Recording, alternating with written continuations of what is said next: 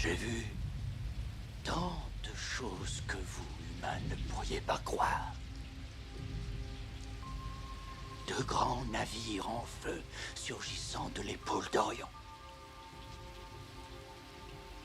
J'ai vu des rayons fabuleux, des rayons C, briller dans l'ombre de la porte de Tannhauser. Tous ces moments se perdront dans l'oubli. Comme les larmes dans la pluie.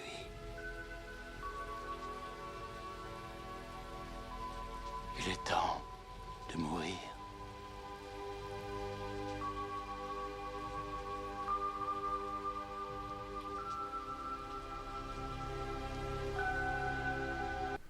C'est sur cette phrase que meurt Roy Beatty, le répliquant qui voulait une vie plus longue, qui voulait devenir humain. Et c'est dans la neige que l'agent K tire sa révérence, le répliquant qui croyait être humain. Aujourd'hui, je vous souhaite la bienvenue dans ma présentation du jeu de rôle Blade Runner, et plus précisément du livre de base qui est sorti au mois de décembre 2022. Alors ne me posez pas la question sur une éventuelle traduction française, quand est-ce qu'elle va arriver, je suppose qu'elle arrivera, car aucun éditeur en fait n'a fait d'annonce, ne s'est positionné dessus, que ce soit AP ou quelqu'un d'autre, personne n'a encore annoncé quoi que ce soit. Donc je ne vous en dirai pas plus là-dessus. Alors comme d'habitude, je vais vous parler un peu de la forme en fait du livre. Donc c'est un livre qui fait 230 pages à peu près. Alors à noter quand même, c'est pas énormément par rapport aux dernières productions de Freeling. Hein. Par exemple, le livre de base d'Alien en fait 400. Par contre, on retrouve toujours en fait une présentation très claire, hein, comme Freeling nous a habitués, avec des blocs, des machins, c'est vraiment chouette. On retrouve aussi du papier glacé noir. Bon, vous avez intérêt à vous laver les mains avant de le feuilleter, hein, si vous voulez pas laisser des traces de doigts un peu partout. Et en tout cas, en fait, nous avons une très belle présentation. On retrouve le même illustrateur, c'est Martin Grip, en fait, qui est un peu l'illustrateur fétiche de Free League, pour ses illustrations, en fait, dans Symbaroum, Coriolis, qui collait très bien à l'univers. Pareil pour Alien, hein, qui collait parfaitement à l'univers. Il l'avait repris aussi sur l'Anneau Unique. Alors là, je suis un peu plus circonspect en fait sur le lien style du dessinateur et monde. Et là, on le retrouve effectivement sur Blade Runner. Là, par contre, ça colle exactement à son style, hein, ce néon noir, hein, parce qu'on va jouer en fait dans Los Angeles, hein, donc néon noir avec ce style d'illustrateur en fait correspond parfaitement à ce livre de base. Qu'est-ce que je veux dire d'autre? C'est tout pour c'est tout pour le fond, la forme du bouquin. Voilà, donc maintenant on va passer au plat de résistance, un peu le contenu qui est quand même beaucoup plus intéressant. Alors, sur le fond, alors déjà dans ce jeu, où est-ce qu'on joue? Donc c'est simple, et quand on joue à Los Angeles, hein, bien, comme là où se passent les deux films. D'ailleurs, en fait, on joue en 2037, qui est quasiment pile poil entre le premier film et le deuxième film. Hein. Le premier se passe, j'ai pris mes notes, en 2019, et le deuxième en 2049. Donc là, l'action se situe en 2037, et c'est pas anodin, vous verrez pourquoi.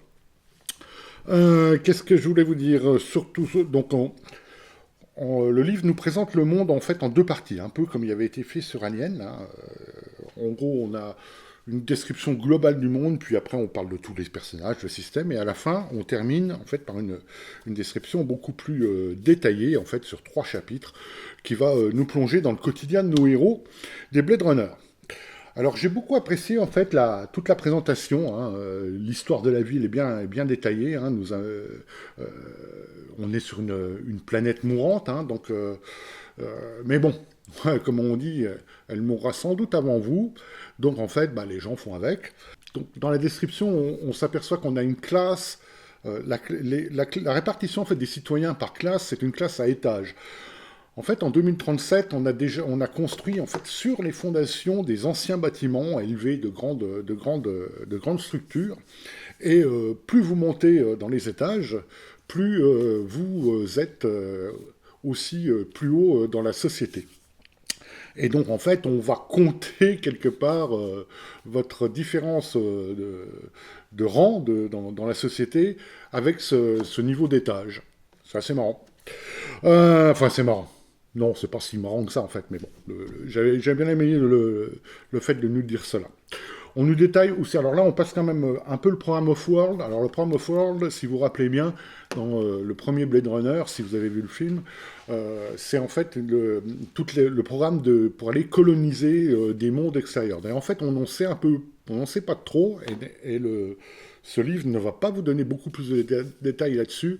Hein, on sait qu'il y a une colonie sur la Lune et d'autres colonies, mais on ne vous donne pas les noms, on ne vous dit pas où c'est, on ne vous dit pas d'ailleurs en fait pourquoi, parce que c'est hors sujet. Hein. Par contre, ce qu'on vous dit, c'est qu'effectivement, pour faire partie du programme de colonisation, il faut passer des tests, il faut ou alors avoir beaucoup d'argent. Et quand vous passez les tests, vous ratez, enfin vous ratez. Une grande partie de la population les rate, et en fait on les appelle des spéciaux, et ceux-là sont bloqués en fait sur cette terre mourante. Hein. Los Angeles est devenu une mégapole absolument gigantesque, a englobé San Diego, etc., etc.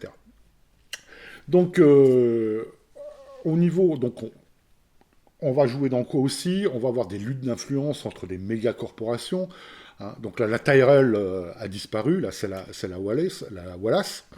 Hein. On va vous expliquer d'ailleurs comment la Wallace est arrivée à absorber Tyrell.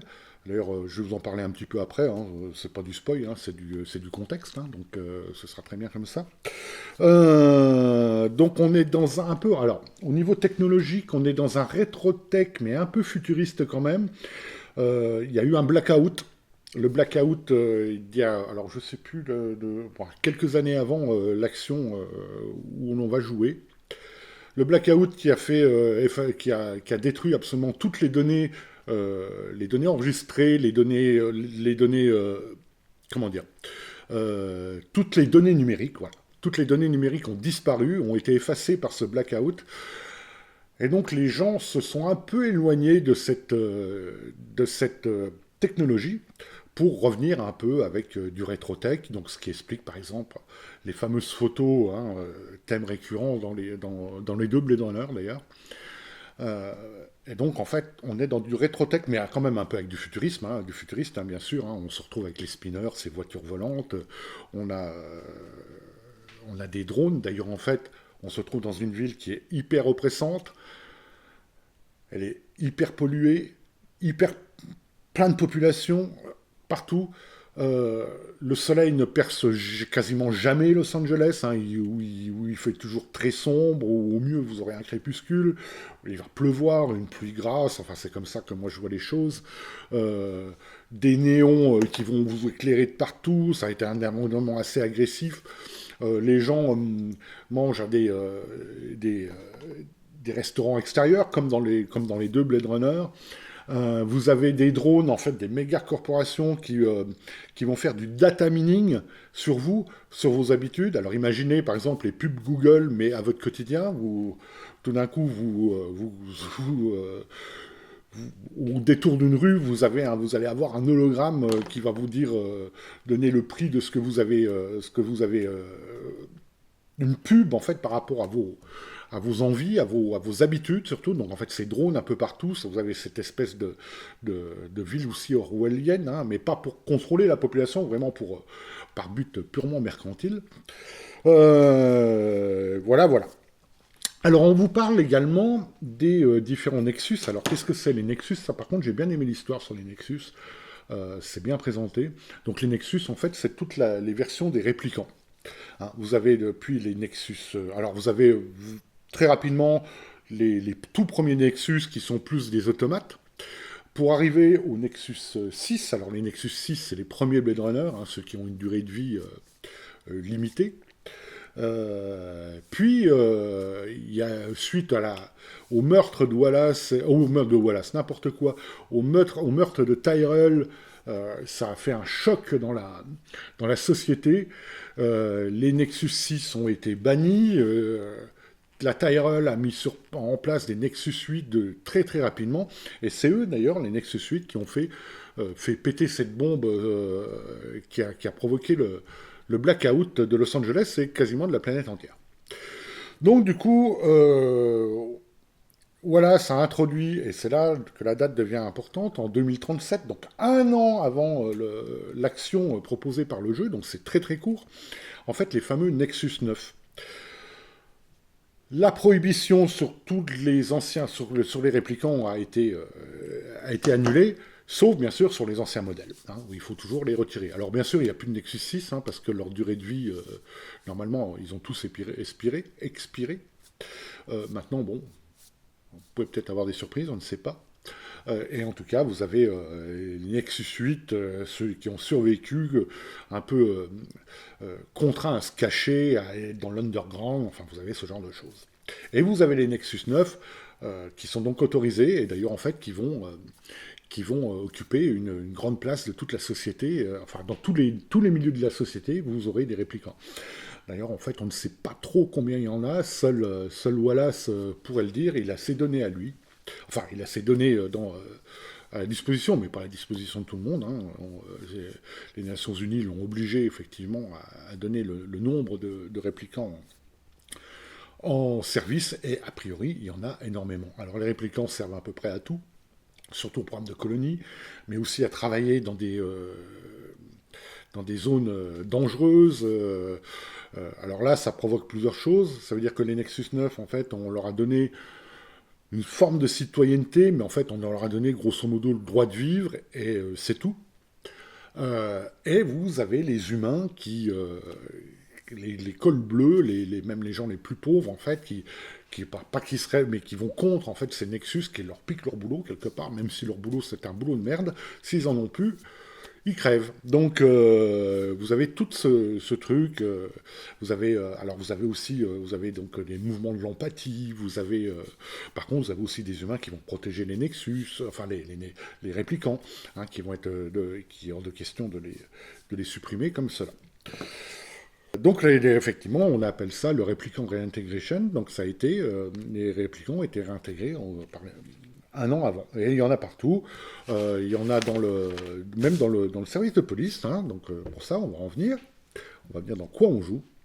Alors, les réplicants, bien sûr, vu qu'ils ont été prohibés, pourchassés, etc., les Nexus 9 ils ne doivent pas être exemplaires. En fait, ils doivent être le paragon de l'exemplarité.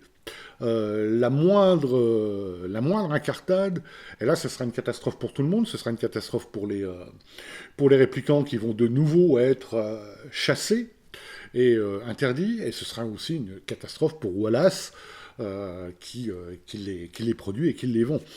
Donc il faut pas trop de dérapage, si vous voulez. Pour ça, les Nexus 9 doivent être absolument parfaits. Donc le thème du jeu, c'est l'humanité. C'est l'empathie, et un Nexus qui développe de l'empathie, c'est un Nexus, c'est un réplicant dangereux, mais voilà, c'est sûr, en fait, ça ne peut pas arriver. Et donc vous allez jouer là-dedans avec, effectivement, ce nouveau modèle de réplicant qui va être intégré. Toute la partie de la description de la ville, vraiment top. D'ailleurs, voilà, c'est à peu près ce que je voulais vous dire un peu sur le background général. Après, on va voir ce que l'on joue vraiment. Je vais vous montrer toute cette partie-là. Alors voilà, donc Blade Runner, là, c'est la version collector qui est vraiment magnifique. En première de couverture, vous avez, on y reviendra un peu, les différents secteurs que l'on peut trouver dans Los Angeles, les secteurs principaux. On ne va pas tout vous présenter. Donc, comme je disais, vous voyez, du papier noir glacé, et avec à peu près la même présentation qu'on a l'habitude de voir chez Freelica. Donc, le premier chapitre, alors, on reprend les larmes dans la pluie, donc le fameux monologue, en fait, de Rutger Hauer dans le premier film. Est-ce que ça brille un peu beaucoup mon truc? Bon, non, ça va, c'est à peu près faisable. Donc voilà, on va vous présenter effectivement euh, l'ascension des mégacorps, c'est la chute de la planète, hein. Voilà, donc vous voyez, vous avez quand même, donc, vous avez, donc on vous parle de le nouveau millénaire, quand est-ce qu'on a commencé à retirer en fait les premiers réplicants, etc., etc. Vous avez une présentation à peu près générale de la chose. Après, vous avez la timeline qui est toujours bien foutue. Donc la timeline, en fait, on se trouve ici, vous voyez, en 2036, donc un an avant, c'est là que le répliquant de prohibition a cessé, hein, une fois que voilà, ça prouvait que ces Nexus 9 étaient absolument inoffensifs pour l'homme, pour l'humain. Donc vous avez depuis le début, depuis les années 80 jusqu'à 2037 dans cette timeline. Vous voyez, c'est ce que je vous disais tout à l'heure, les dessins en fait de Martin Grip sont vraiment, vraiment appropriés au thème, c'est vraiment très chouette. Donc là, on vous présente grosso modo voilà, donc, la réintégration des réplicants sur la lame du rasoir, hein, c'est ce que j'expliquais tout à l'heure. Euh, Comment être un Blade Runner? Parce que, bon, là, je vais pas vous mentir, hein, tout le monde joue des Blade Runner, mais je vais y revenir. Les thèmes principaux de l'action scientifique, du drame personnel, de l'intrigue corporatiste. Et donc après, on vous parle des joueurs, etc. Bon, voilà. Donc mais ça, je reviendrai après. Ça, c'est pour la création du personnage. Je ne vais pas en parler tout de suite. Je vais passer directement au chapitre 5 pour vous montrer le reste du setting tel qu'il est présenté. Et en fait, il y en a quand même pas mal, hein, parce qu'en plus de ce que je viens de vous montrer, le chapitre 5, donc là, vous avez un rappel, vous voyez, sur le chapitre, sur les différents chapitres là-haut, c'est bien fait ça. Donc simplement pour vous montrer le background, donc vous avez le background, en fait, c'est tout ça. Hein, donc plus le début, et le système du coup, avec la création du personnage, est relativement léger, et ce qui est très bien. Donc une histoire de ville, hein, c'est avec ses facsimilés. On va rentrer plus dans le détail, de, du setting, donc en fait de Blade Runner. Hein, donc on va tout vous reprendre. On va rentrer dans les détails des différents secteurs. Alors on n'en présente pas énormément, hein, on en présente 1, 2, 3, 4, 5, 6 secteurs. Voilà, à chaque fois les secteurs sont présentés de cette manière. On vous donne les endroits les plus importants du secteur en question. Là, c'est le Central District, par exemple. Vous allez trouver le City Hall, donc l'équivalent de la mairie, les réseaux de télé. Ça, c'est un exemple, en fait, d'appartement que vous pouvez habiter, en fait. Le secteur industriel, enfin, bref. Je vous passe tous les détails à ce niveau-là. Alors, il y avait un truc rigolo. Je ne sais pas si je vais le retrouver d'ailleurs. Non, peu importe. Peu importe. Voilà, donc vous voyez, c'est quand même relativement bien foutu. C'est quand même. Donc là, on vous parle justement ce que je vous disais tout à l'heure, comment aller dans le off-world, donc dans les colonies spatiales. Ensuite, vous avez le chapitre 6 qui est les puissants, donc les mégacorps, hein, grosso modo. Donc là, vous avez un interview de. Voilà, c'est très bien foutu, en fait, je l'ai lu et c'est vraiment chouette. Voilà, les agences gouvernementales, etc., etc., etc., les médias, les entreprises criminelles, la corporation Wallace. Donc là, on va rentrer plus dans les détails, hein, parce que c'est une corporation qui va être alors pas en bisbille, même qui va peut-être aider effectivement les Blade Runner à résoudre ces affaires, mais ils défendent leurs propres intérêts également.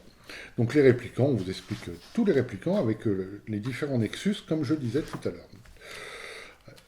Et là, vous avez ces textes-là qui sont très chouettes, parce qu'en fait, sur le réplicant en question, voilà, plus ou moins qu'un humain. Plus ou moins humain qu'un humain.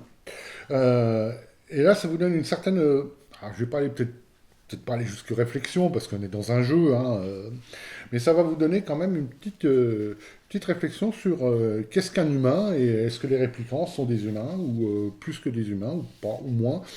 Dans le premier film, en fait, la Tyrell, c'était plus humain qu'humain. Là, voilà, c'est moins humain qu'humain, parce que plus humain qu'humain a posé de gros soucis. Un facsimilé qui n'est pas là pour faire beau, il faut lire les articles, vous apprenez plein de choses, vous apprenez en fait sur le mouvement de l'empathie par exemple, ou le mouvement de la sympathie, vous voyez. Là vous avez les réplicants underground, donc en général c'est les Nexus 8 qui se sont cachés de la répression et qui courent encore, si j'ose dire. Voilà, donc, et le dernier chapitre, c'est comment travailler sur un dossier, sur un cas. Donc, on vous présente le QG, en fait, du RDU. Donc, le RDU, c'est le Replicant Detection Unit, hein, l'unité de détection des réplicants.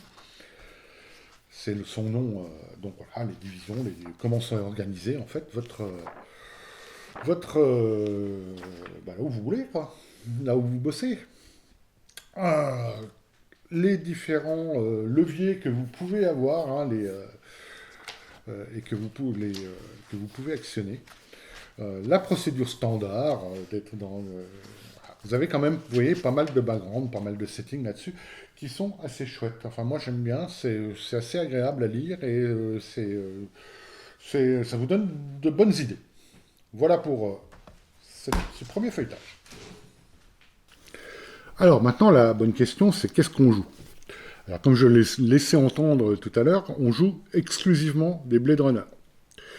Mais attention, les Blade Runner en fait de 2037 ne sont pas le Blade Runner de 2019, donc c'est pas de la chasse à la gueule d'humain comme disait le chef de Descartes. Là, vous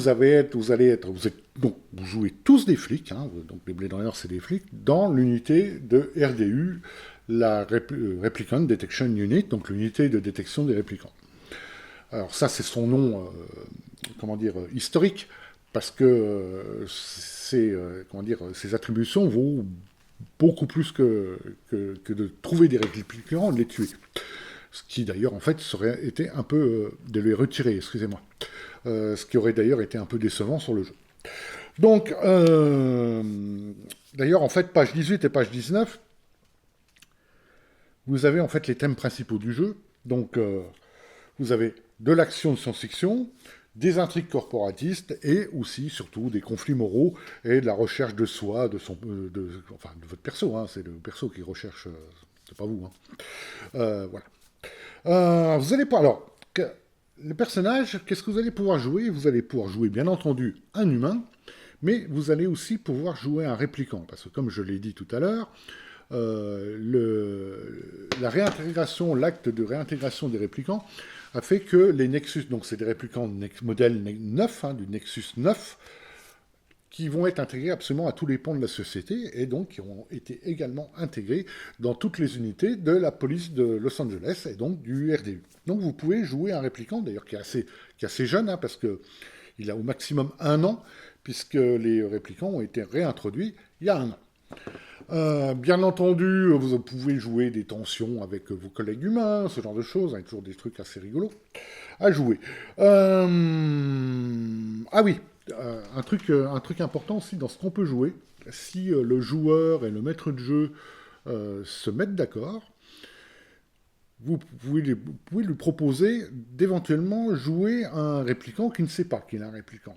Alors dans ce cas-là, le joueur ne le sait pas non plus, parce qu'en fait, qu'est-ce qui va se passer? Le maître de jeu va lancer un dé secret, et ça va déterminer si le personnage du joueur en question sera un réplicant ou un humain. Et comme ça, en fait, il ne le saura pas. Alors, alors je pense qu'il faut... c'est pas trop le thème quand même tout le temps, hein, parce que on va dire que par rapport au background, les réplicants ont été emmenés dans les différents pans de la société, donc il faut une bonne raison pour que ce réplicant-là ne sache pas qu'il en est un. Hein. Donc il ne faut pas faire ça pour tous les joueurs, qu'il n'y ait pas que des humains que des réplicants qui se prennent pour des humains. Ce serait et d'ailleurs, ça, à mon avis, ça enlève toute une partie du plaisir de jouer un réplicant, si vous voulez. Alors, ensuite, votre personnage, pour créer votre personnage, vous avez 7 archétypes disponibles. Je vous les montrerai après. Donc là, je suis un peu mitigé parce que finalement, vous jouez que des flics et les archétypes sont très proches. Alors, vous avez plutôt...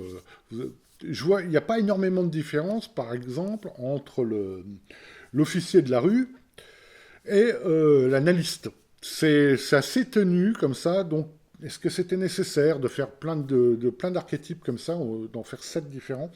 D'ailleurs, en sachant que certains sont accessibles aux humains et pas aux réplicants, et vice-versa. Je vous montrerai ça mais je suis un peu mitigé, à voir à l'usage. Hein. Alors, après, un personnage mais je reviendrai sur le système, un personnage est caractérisé par 4 attributs. Donc la force, l'agilité, l'empathie et enfin l'intelligence. Voilà. Qu'est-ce qui le caractéristique? Donc là, on tombe un peu dans le standard, des skills, hein, des talents qui sont, enfin pas des talents, des compétences qui sont liées à des caractéristiques, hein, comme dans les autres, comme dans Alien par exemple, dans les autres jeux de Free League, et vous avez ce qu'on appelle des spécialités. Alors les spécialités, dans d'autres jeux, ce serait un don. Vous l'avez aussi dans Alien d'ailleurs. C'est plutôt un don, c'est un truc particulier. Voilà. Euh, Donc en plus de tout ça, vous avez d'autres choses qui vont qualifier votre personnage. Vous avez des points de promotion, des points d'humanité, et surtout en fait des souvenirs clés et des relations clés. Mais je reviendrai là-dessus un peu plus tard. Je vais vous montrer un peu en feuilletant un petit rapidement la création du personnage telle qu'elle est proposée dans le jeu. Alors voilà, là on est sur le chapitre 2 qui est la création de votre Blade Runner. Donc, ils prennent les concepts principaux du jeu, donc effectivement humain ou répliquant, l'archétype, comme je vous l'ai dit, combien de temps il est depuis combien de temps votre personnage est dans la police. Par contre, effectivement, tous les réplicants sont forcément des rookies parce qu'ils ont été mis en service qu'il y a un an, ce qui est logique. Donc là, vous avez une table, en fait, en fonction du nombre d'années que vous avez passé dans la force, dans la force de police, vous allez avoir des points à distribuer dans vos caractéristiques, vos talents. Est-ce que vous avez une spécialité, des points de promotion? Les Shien Points, c'est la monnaie. La monnaie, c'est le Shien dans ce monde. Les scores d'attributs, je reviendrai là-dessus, je vous expliquerai, mais ça, il faut que je vous explique le système. Donc, vos attributs de base, votre santé et votre... Alors, le resolve, c'est votre mental, en fait. Hein. Vous avez 2 caractéristiques, la santé et le mental. Vous allez pouvoir prendre des dégâts sur la santé et également des dégâts sur le mental quand ça se passe mal.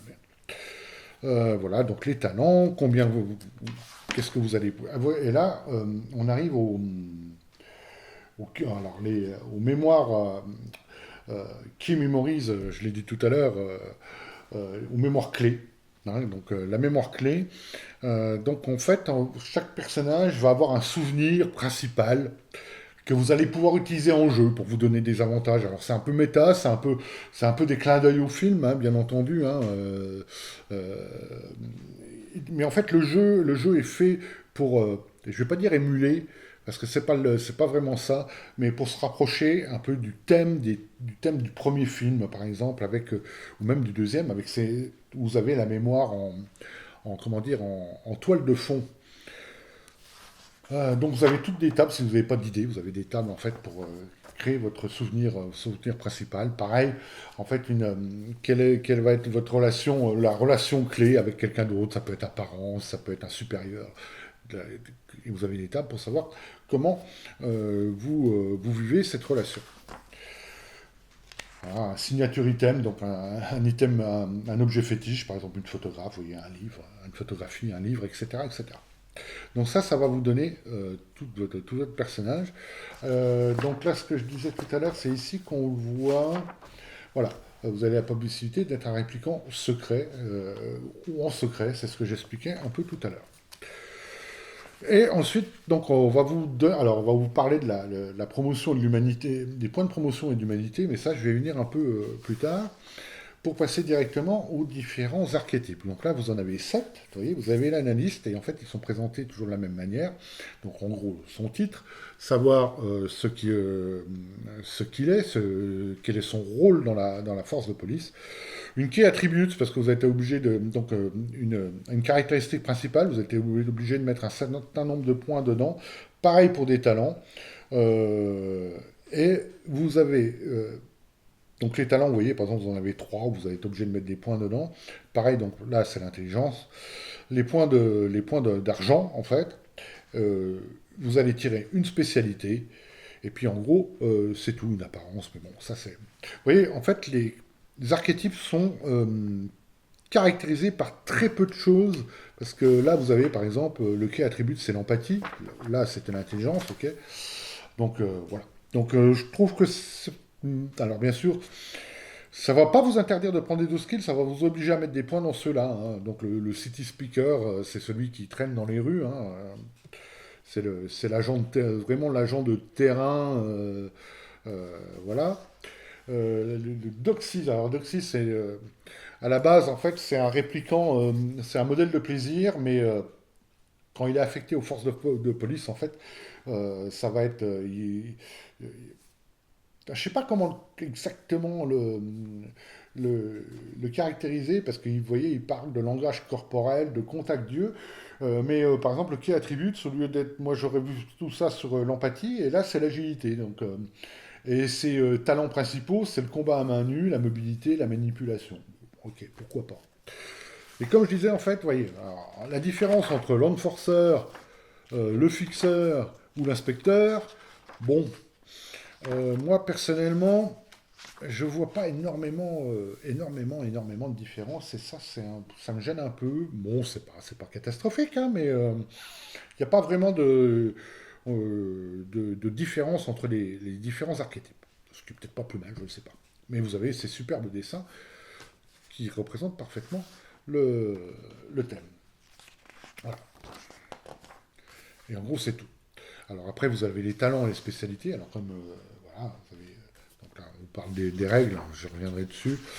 Donc les talents, en fait, les talents, les skills, vous avez, par exemple, vous avez force, vous avez stamina, vous avez combat à main nue, la mobilité, arme à feu. Vous n'en avez pas énormément, hein, la liste, elle doit être ici.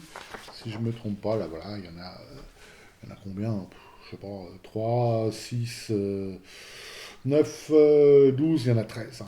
Conduite, machin, insight, manipulation, connexion, etc., etc. Il n'y en a pas énormément. Donc ça, c'est pas plus mal. Ça fait un jeu relativement simple. Pour Blade Runner, il n'y a pas besoin d'avoir 50 millions de skills, je pense. Et vous avez la liste des spécialités. Alors là, vous avez des dons, vous avez des trucs assez... voilà, qui sont plus clin d'œil qu'autre chose, hein. Par exemple, vous pouvez faire de l'origami. L'origami, qu'est-ce que ça fait? Ça fait que vous pouvez regagner un point de stress, mais vous pouvez le faire une seule fois par quart. Enfin, vous allez regagner du stress en faisant des petites bestioles en origami. Et voilà, vous avez toute la liste des spécialités tient sur ce tableau, donc c'est pareil, on n'en a pas 50 millions, et c'est très bien. Voilà, ça c'était un peu pour la manière de créer votre personnage. Alors donc ce qu'il faut retenir, c'est effectivement ceci, c'est l'archétype, mais comme je disais, pas assez peu d'impact en fait, et surtout la répartition des points qui sont ici. Vous avez donc alors, je suis obligé d'en parler. Les caractéristiques ne sont pas des chiffres, ce sont des lettres. Ça va de A à D, A étant le meilleur. Et vous commencez tous avec du niveau C, hein, et vous allez pouvoir mettre des points, par exemple, dans les attributs. Donc là, par exemple, un rookie a 4 points, donc il va pouvoir augmenter 4 niveaux parmi ces 4 attributs. Je vais parler en caractéristiques, oui, c'est 4 caractéristiques. Le rookie aura donc plus de points à distribuer dans ses caractéristiques, mais il en aura moins dans ses talents. Voilà. Mais je vais vous parler du système après. Juste après d'ailleurs. Alors maintenant, je voulais aborder un petit peu le point de vue du système. Alors le système, c'est un dérivé du Year Zero Engine, hein, de Free League. C'est un dérivé qui a été fait pour lancer moins de dés, pour qu'il soit plus simple à la limite. Vous allez en fait, si vous connaissez un peu le système Free League, en fait, vous allez lancer en fait dans un nombre de dés égal à la valeur de votre caractéristique plus le nombre de dés égal à la valeur de vos talents. Et en gros, quand vous faites un 6, c'est réussi. Et quand vous faites un 1, c'est pas bien. Grosso modo. Là, ils réutilisent le système qu'ils ont introduit dans ce jeu, 3 jours, on vous en parle un jour, qui est Twilight 2000. Donc en fait, vos caractéristiques ne sont plus des valeurs chiffrées, ce sont des lettres. Vous allez aller de A à D. Et vous allez lancer en fait des dés. Alors là, vous avez par exemple, vous avez un D12, un D6, un D8, un D10, et en gros c'est tout. Donc le D12, c'est le plus gros, le D10, le D8 et le D6. Ça, le D12 va correspondre à une valeur A, que ça soit en caractéristique ou en compétence. Ça va, le D10 va correspondre à une valeur B, le D8 à une valeur C et le D6 à une valeur D. En gros, normalement, si vous jouez avec des dés normaux, tout chiffre au-dessus de 6 fait un succès, et tout chiffre au-dessus de... Alors ça doit être... non, c'est pas 10, c'est tout chiffre au-dessus de... Si, à 10 ou plus, c'est 2 succès. Alors vous comprendrez très vite que pour faire 2 succès, il faut avoir au moins un des 10 pour pouvoir faire 2 succès. Hein, vous voyez. Alors, donc là, en fait, il y a des dés spéciaux. Bon, vous pouvez jouer, comme je dis, avec n'importe quel dé. Sauf que là, vous avez en fait les petits œils qui sont des succès, en plus du chiffre. Et vous avez, par contre, les origamis. Je vous montrerai plus, ce sera peut-être plus visible après. Les origamis qui sont en fait des échecs. Donc en fait, qu'est-ce que vous allez faire? Donc vous allez lancer, admettons que vous avez une valeur B, je sais pas, en arme à feu. Ah non, vous avez une valeur B en... Alors ça doit être agilité hein, pour l'arme à feu. Donc B, vous allez lancer un des 10. Et par contre, vous n'êtes pas très bon en fait dans le skills, la caractère... Pas la caractéristique, je vais y arriver, oui, dans la compétence. Donc vous allez toujours lancer du coup que 2 dés. Un dé qui correspond à la valeur de votre caractéristique, un 2 dés qui correspond à la valeur de votre compétence. Voilà. En sachant qu'il y a un système d'avantage, alors le système d'avantage, ça va vous rajouter un dé, je ne sais plus quelle valeur c'est, je crois que c'est la valeur du plus petit entre la caractéristique et la compétence. Et vous avez aussi un système des désavantages qui va vous enlever le plus petit dé que vous pouvez lancer. Donc du coup, vous allez, pour réussir une action, c'est lancer 3 dés, en lancer 2, ou éventuellement en lancer qu'un. Donc au maximum, vous aurez 3 dés si vous avez un avantage. Voilà. Alors, on a toujours la marque de fabrique de Free League. Hein. Vous pouvez pousser un dé, donc tenter votre chance. Donc, si vous n'avez pas obtenu de succès, vous pouvez relancer les dés. En sachant que là, vous prenez le risque de prendre des points de dégâts. C'est les fameux petits origamis qui sont sur les dés. Et là, dans ce cas-là, vous prenez ou des points de dégâts physiques ou des points de dégâts mentaux en fonction de ce qui vous fait un jet sur la force ou l'agilité, ou alors sur l'intelligence et l'empathie. En sachant que les réplicants, il y a une règle particulière. Quand tu es répliquant, tu peux pousser ta chance 2 fois. Mais par contre, tous les dégâts, qu'ils soient... que ce soit une action en fait physique ou une action mentale, tous les dégâts sont pris sur du stress. Ce qui représente un peu leur stabilité un peu sont moins stables que les humains a priori. Voilà, donc quand vous arrivez à 0 de santé ou 0 de resolve, donc de mental, vous êtes broken, donc cassé, et vous allez lancer un jet sur une table de critique, qu'elle soit mentale ou physique, et vous allez voir ce qui vous arrive en fait en étant brisé. Voilà. Alors oui, je voulais vous parler par contre des points de promotion. Alors comme je disais, vous avez des points de promotion, vous allez gagner des points de promotion en réussissant votre enquête, par exemple. Vous allez en perdre si vous violez certaines règles, certaines lois, par exemple aussi, et ils vont se cumuler, et vous allez pouvoir dépenser des points pour avoir utiliser des ressources en fait du LAPD, hein, que vous ne pourriez pas, alors le Los Angeles Police Department, hein, que vous ne pourriez pas avoir si vous ne dépensez pas ces points de promotion. Vous voulez, je sais pas, alors, ça coûte qu'un point, hein, dans mes souvenirs, un mandat d'arrêt, ça coûte un point. Et si vous voulez, je ne sais pas quoi, enfin, il y a des trucs, du matériel particulier, ça va vous coûter beaucoup plus de points. Donc vous allez dépenser des points de promotion comme ça. Quand vous arrivez à 0 point de promotion, c'est pas bien, vous risquez de passer en conseil de discipline.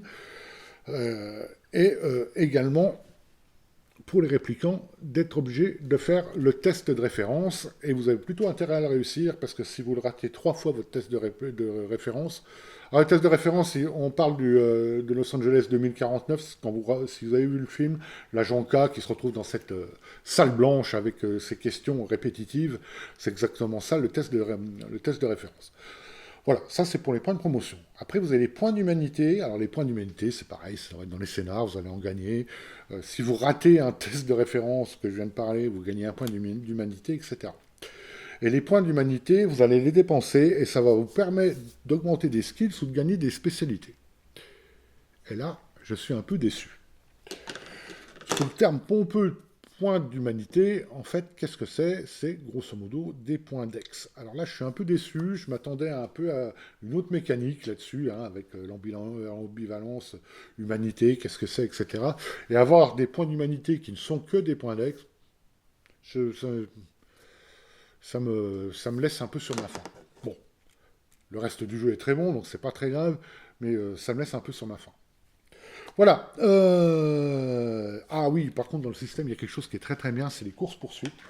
Ils ont fait tout un système, en fait, qui va permettre aux pourchassés, enfin aux poursuivis ou à la proie ou aux chasseurs, de choisir une action, ce qui va vous rapprocher plus ou moins de votre cible, avec vous avez des tables, je vais vous montrer ça, vous avez des tables en fait qui vont donner des embûches, alors que vous allez avoir des embûches pour des courses-poursuites des courses-poursuites au sol, dans les airs, et honnêtement, la lecture de ce truc, je trouve que c'est assez cinématique, ça peut être très rapide, ça peut être très... Il y a de quoi faire des trucs. Hein. Vous vous rappelez Descartes en train de monter sur des taxis quand il poursuit, en fait, je ne sais plus comment elle s'appelle, la première réplicante qui retire. Mais vous allez avoir cet aspect cinématographique de poursuite, et ça, c'est vraiment bien foutu. J'ai beaucoup aimé à la lecture. Voilà, je vais vous montrer un peu plus en détail le système en lui-même. Alors voilà, le système, comme j'ai dit tout à l'heure, vous voyez, vous avez vos... Alors, si je prends la feuille de personnage, on l'a complètement à la fin, qui est ici. Donc là, vous voyez, vous avez la force, l'agilité, l'intelligence, l'empathie, avec les différentes donc les caractéristiques et les différentes compétences qui sont en dessous. Donc il y en a 3 pour chaque caractéristique. Et chacune de ces caractéristiques ou compétences est qualifiée par une lettre de A à D. Donc je vais vous montrer ça. Je retrouve la page tout de suite. Elle est juste en... Voilà. Voilà. Donc le dé de base. A, vous allez lancer un D12, B un D10, C un D8, D un D6. Et les fameux D, les voici. Le D12, le D10, le D8 et le D6. Alors, comme vous voyez, dès qu'on fait un 6, vous avez l'œil. L'œil, c'est un succès. C'est un peu l'œil de la Tyrell, hein, si vous regardez bien. Donc le D8, bah, c'est pareil, hein, vous pouvez faire à partir de 6, vous avez un succès. Donc là, vous avez un succès sur le D8 de 6 à 8. Et quand on passe au D10, bah, pareil, à partir de 6, vous avez un succès. Mais quand vous avez un 10, vous avez 2 yeux, donc 2 succès. Et pareil pour le D12, donc, qui va monter jusqu'à 12. Donc de 11-12, vous aurez aussi 2 succès sur le 11, 2 succès sur le 12. Et donc vous allez lancer un dé qui va correspondre à la valeur de votre caractéristique et un dé à la valeur de votre compétence. C'est aussi simple que ça. Si vous avez un succès, vous avez réussi. Si vous n'avez aucun succès, vous pourrez relancer le dé. En sachant que quand on relance les dés, donc... oui, c'est ça. Parce qu'en fait, vous avez des faces avec les fameux origamis. Donc si vous faites un origami et je sais pas, aucun succès, celui-là avec l'origami, vous ne le relancez pas, vous relancez uniquement le deuxième. Si vous avez 2 origamis, vous ne relancez rien. et vous lancez le deuxième, et si vous allez pouvoir prendre, vous allez prendre des dégâts euh, égal à un point de dégâts par origami que vous avez tiré. Donc, qui vont être pris sur la santé ou le resolve, comme je disais, enfin sur le mental, comme je disais tout à l'heure. En sachant que les réplicants prennent tout sur le mental. Et donc, effectivement, quand vous arrivez à 0 point de santé ou 0 point de mental, vous allez prendre un critique. Alors là, par exemple, vous avez un critique de stress. Donc pour le stress, c'est particulier, hein, donc qui va vous donner un effet, ça peut être assez catastrophique.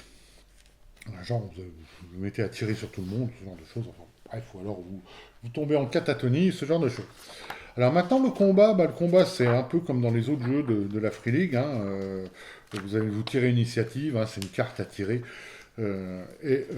donc c'est pareil, le combat à distance, là par contre, vous voyez, par rapport à Alien, les tables de critique ont moins d'entrées, mais par contre sont plus, il y en a deux pour les combats, par exemple, il y en a une pour des attaques écrasantes et une pour des attaques piercing euh, qui percent, j'ai plus le terme. Bon bref, et vous allez lancer un dé par rapport à votre au dégât de l'arme. Quand vous avez, donc, si vous avez une arme qui a un dégât, je sais pas, A par exemple, vous allez lancer un des 12, vous faites 12, vous avez tué la personne, enfin bon, bref. On reprend un peu les critiques qu'on a retrouvées dans les autres jeux de la Free League. Voilà, donc là, tout ça, ça doit marcher très très bien, il n'y a pas de combat, alors il est prévu aussi de combat de véhicules, hein, vous voyez. Hein, vous avez les véhicules, les critiques sur les véhicules, c'est prévu, et vous avez les courses-poursuites. Donc les courses-poursuites, comme je disais, voilà, ce qui se passe, vous allez donner une manœuvre, hein, qui va être par exemple poursuivre, ou se cacher, ou essayer de bloquer, et en fait, qui est-ce qui peut le faire? Celui qui poursuit, ou la proie. Et en fonction les deux joueurs vont révéler en même temps ce qu'ils font, et vous allez avoir un effet qui va faire que le poursuivant va se rapprocher ou s'éloigner, voir sa cible disparaître dans la foule, avec des obstacles. Par exemple, la course-poursuite à pied, vous allez tirer un obstacle. Alors, ce qui est bien foutu, c'est que dans le starter, mais ça, j'en reparlerai beaucoup plus tard, vous avez des cartes pour ça. Si vous n'avez pas de carte, vous allez lancer un des 12, par exemple, et puis c'est le maître de jeu, en fait, qui va choisir ou tirer un obstacle là-dessus. Et vous avez des obstacles à pied, et vous avez aussi des obstacles aériens, et des obstacles quand vous êtes dans un véhicule terrestre. Donc ça, c'est assez complet, et je pense que vous avez tout ce corpus de règles sur la poursuite qui me semble assez sympa, hein. Vous avez par exemple poursuite à pied. Poursuite à pied, voilà, vous avez la foule tout d'un coup qui vous bloque, vous avez un humain suprémaciste, des protestations de suprémacistes humains, le cul-de-sac. Voilà, vous avez un tas de trucs comme ça qui vont rendre la poursuite très vivante et très cinématographique. Enfin, en tout cas, ce que j'en pense. Alors, je voulais vous parler maintenant de quelque chose un peu particulier. C'est la structure d'un scénario. Vous allez me dire pourquoi parler de la structure d'un scénario. Parce qu'en fait, j'en parlerai beaucoup plus en détail quand je vous présenterai le starter kit dans une autre vidéo. Mais en fait, la structure du scénario, qu'est-ce que c'est? C'est de la manière dont Free League a organisé ses scénarios. Donc en fait, la journée on va dire d'un Blade Runner est divisée en quarts. En général, il ne va pouvoir aller qu'à un endroit par quart. Ça implique plusieurs choses. Ça implique que le jeu euh, va pousser, et c'est explicite, ça l'est dit, le jeu est fait pour que le groupe se partage, se split, et aille enquêter à droite ou à gauche, parce que ça va lui prendre un quart complet. Pourquoi ils ont fait ça? Parce que dans chaque quart, il va se passer quelque chose dans le scénario. Quelque chose que les personnages ne contrôlent pas, hein. L'histoire va se dérouler par quart, elle aussi. Et donc elle va comment dire, se dérouler alors que les personnages enquêtent, hein, ce qui est à peu près ce qui est normal. Mais donc, en fait, c'est un peu méta, mais quelque part, en fait, les joueurs vont être obligés de se dire, bah, là, je vais là, pendant ce temps-là, tu vas là-bas, Plutôt que de tout le monde va au même endroit, on fait un peu n'importe quoi, on cherche. Enfin, bon. Là, on va être obligé d'organiser son enquête. Alors c'est un peu méta, enfin méta, je sais pas comment dire ça, si vous allez à un endroit et puis vous trouvez rien, vous avez perdu votre carte, quoi, par exemple. Mais c'est fait pour que le scénario presse toujours dans le temps les joueurs. Les joueurs vont devoir agir et réagir assez rapidement au scénario qui se déroule, parce qu'en fait, les grands méchants ou l'intrigue va se dérouler, et s'ils n'ont pas fait leur boulot, bah, l'intrigue va se terminer, et puis bah voilà, euh, les autres ont gagné.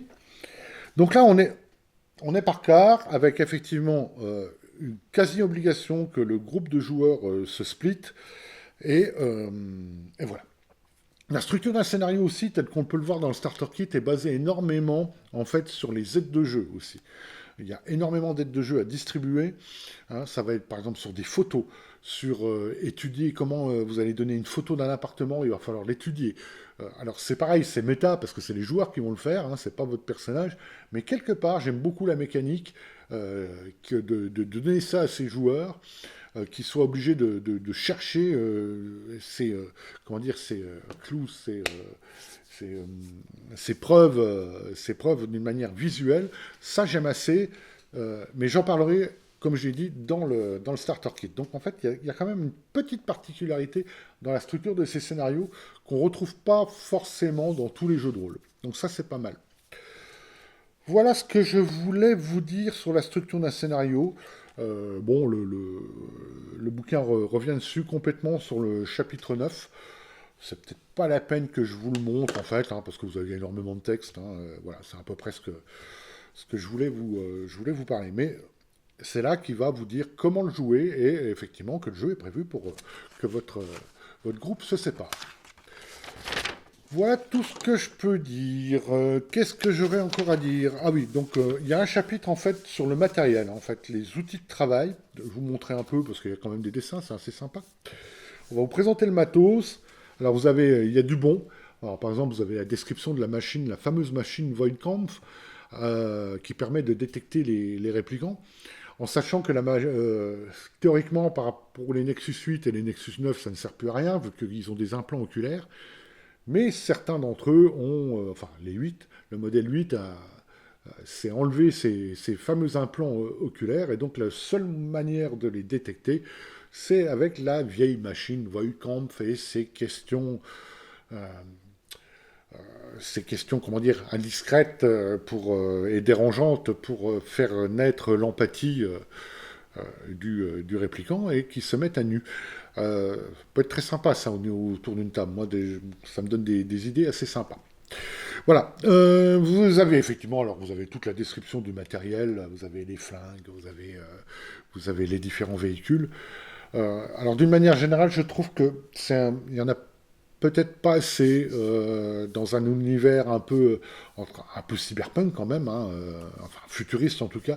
Je trouve que le matériel disponible est peut-être un peu léger à ce niveau-là. Voilà, voilà, je vais vous montrer, ce sera plus simple. Alors, voilà, les outils de travail. Alors les outils de travail, donc vous commencez par votre badge, le Kia. Alors le Kia, c'est pas Kill in Action ici, c'est un, un objet on va dire, c'est un petit terminal portatif qui est branché sur le central du LAPD, qui va vous permettre aussi de lire les implants oculaires des Nexus 8. La fameuse machine Voicam, ça c'est sympa, moi j'aime beaucoup, vous avez tout son, vous voyez, vous avez cette espèce de blueprint avec le détail, ça j'aime bien. Le baseline test, alors étonnamment en fait, le test de baseline est mis dans le matériel et non pas dans la partie règles. Euh, Quoi qu'on est quand même dans les corps rouges, je sais pas, enfin bon, bref. Donc le baseline test, les différents flingues auxquels vous pouvez avoir accès. Et là, vous avez surtout les fameux blasters, donc le blaster iconique d'Harrison Ford et de Deckard dans le premier film, avec ses descriptions, le fameux blaster de l'agent K dans 2049. Voilà, un tas de petits, vous voyez, de petits matériels, des explosifs, etc. Les trucs médicaux, les objets médicaux, les transmissions, en fait, alors ça c'est le fameux objet que vous pouvez voir, vous l'avez dans le premier Blade Runner qui permet de grossir des photos, si vous vous rappelez bien. La machine Esper, le mainframe, donc l'ordinateur central du LAPD, il ressemble quand même à une grosse carcasse, hein. Voilà. Ce qui fait justement, là, vous vous retrouvez avec des écrans qui sont très rétro-tech, hein. On n'est pas dans le high-tech tel qu'on peut le connaître à cette heure-ci. Le laboratoire criminel avec... ah, vous voyez, là, on est dans les... comment dire? On est dans la partie matérielle, et là, on vous parle des animoïdes. Alors, les animoïdes, c'est les fameux animaux, les faux... alors, c'est pas des réplicants, hein, c'est des animaux bio-ingénérés. C'est là, par exemple, la chouette, les faux serpents, etc. Et alors, par contre, c'est un peu dommage qu'on n'en parle que sur un toute petite boîte, là. Les augmentations synthétiques, parce que vous pouvez éventuellement avoir des augmentations dans le plus pur style cyberpunk, et là, on en a très très peu, hein. Ouais, 3, 6, 7, 8. On peut mieux faire. Le fameux véhicule des Blade Runner, qui est décliné en plusieurs versions, hein, donc avec les motos, les transports publics, etc., etc. Voilà. Donc, on passe très rapidement. Je trouve que, bon, c'est pas mal, hein, mais j'aurais bien aimé un peu plus de choses, quoi, je sais pas. Donc voilà. Ça, c'était pour toute la partie matérielle. Alors, ma conclusion de tout ça. Alors, avant tout ça, je veux être honnête avec tout le monde. Je n'ai pas encore joué Blade Runner, donc ma conclusion ne vient que de la lecture, que les choses soient bien claires. J'ai bien l'intention de le faire jouer, parce que ça me plaît bien quand même, hein. Ça me semble, j'aime beaucoup l'ambiance. D'ailleurs, en fait, on a vraiment du très bon là-dedans. Toute la description de la ville, la description des répliquants, euh, son histoire, tout ça, c'est vraiment très bon. La manière dont elle est présentée, la présentation du bouquin qui vous met immédiatement dans l'ambiance, tout ça, c'est très très bien. Le système, on va dire, entre guillemets, simplifié, tourne très bien. Pour l'avoir utilisé dans Twilight 2000, ça marche bien. Il y a moins de dés à lancer, c'est pas plus mal. Je suis pas un gros fan, hein, des dés spéciaux comme d'habitude, mais bon, ça aide quand même un peu à la lecture, quoique, comme je disais tout à l'heure, vous pouvez parfaitement le jouer avec des dés tout à fait normaux, il n'y a aucun souci là-dessus. Bon, alors, l'inconvénient de ça, c'est qu'il faut aimer le Year Zero Engine, hein, tout le monde n'aime pas, je le sais. Euh, mais en tout cas, moi j'aime bien et ça me plaît bien. Donc l'ambiance des films qui est vachement bien rendue quand même, avec pas mal un peu de fan service derrière, des courses-poursuites qui sont hyper dynamiques, hyper intéressantes. Et là, on va se retrouver effectivement avec des scènes qui devraient être punchy, ça devrait être assez chouette. On va aussi, j'aime beaucoup, parce qu'on va jouer des personnages quand même sur le fil du rasoir, hein. Le thème, c'est quand même l'humanité. Et en fait, dans les scénarios, au moins dans celui officiel, vous avez ce thème qui est développé, l'empathie, les choix moraux, voilà, l'action SF, le corporatisme, le noir, le néon noir, tout ça, moi j'aime bien. Ça va nous faire un mélange détonnant, ça c'est sûr que ça doit marcher. Alors maintenant, il y a aussi du moins bon, hein, comme dans tous les jeux, hein, il ne faut pas s'en cacher. Euh, il y a aussi du moins bon. Les personnages, tout d'abord les personnages, en fait, je veux surtout parler des archétypes. Les archétypes, je trouve qu'ils ne différencient pas assez un personnage qui a pris l'archétype A par rapport à l'archétype B. Mais ça, je veux le confirmer en jeu, c'est la première impression à la lecture. Je n'ai pas essayé de voir vraiment si la différence était énorme ou pas. Parce que tout le monde va jouer des Blade Runner. Alors ça, c'est un plus ou un moins. Enfin, pour moi, c'est un plus, hein, parce que le thème, c'est Blade Runner, mais vous n'allez pas pouvoir jouer autre chose. Vous jouez que des Blade Runner. Une déception quand même, les points d'humanité, hein, ça, je m'attendais quand même à un système un peu plus fouillé à ce niveau-là. Et finalement, en fait, on se retrouve avec des points d'ex. Bon, ça, c'est décevant. Ça, c'est peut mieux faire, aurait pu mieux faire sur ce sujet, aurait pu beaucoup mieux faire sur ce sujet. L'inventaire de matériel, c'est peut-être un peu light, mais bon, on devrait s'en sortir. Euh, et un autre, alors, par contre, un point noir, et je vais dire pourquoi. Alors, je vais dire, il n'y a pas de livre dans le scénario, il n'y a pas de scénario dans le livre de base. Vous allez me dire, ouais, bon, ouais, scénario dans le livre de base, c'est pas. Je trouve que justement dans ce jeu-là, avec cette histoire de shift, enfin de quarts, hein, les scénarios découpés en quarts, on vous explique qu'il faut le découper en quarts, ce qui va vous permettre des joueurs obligés du coup le groupe à se séparer. On aurait eu un scénario, et avec le temps qui passe par quart en parallèle des actions des Blade Runner, on aurait eu un scénario, je pense que ça aurait été vachement mieux, mais pas besoin d'un gros, qui aurait vraiment servi d'exemple et a un peu clarifié tout ça dans la tête, dans la tête du lecteur. Là, ça reste très théorique. En ayant lu le Starter Kit, je vois très bien où ils veulent en venir, mais si on ne lit que le livre de base, ça laisse très théorique et peut-être se dire un bof.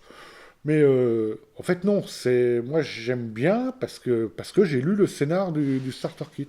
Autrement, quand on le lit comme ça, on va pas bien voir où ils veulent en venir, je pense. Bon.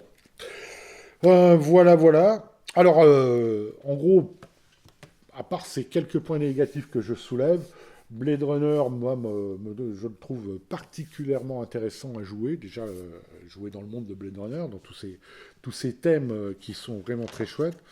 Euh, je vous parlerai du Starter Kit plus tard dans une autre vidéo, parce qu'il mérite sa vidéo à part entière.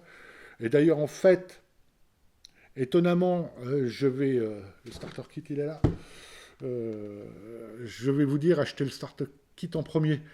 Euh, pour Alien, je dis à acheter le livre de règles en premier, parce que Alien, pour moi, à part le scénario qui est dedans, effectivement, qui vaut le coup, hein, le chariot des dieux est vraiment un super scénario, mais moi je préfère acheter le livre de base d'Alien, par exemple. Bon, j'ai les deux.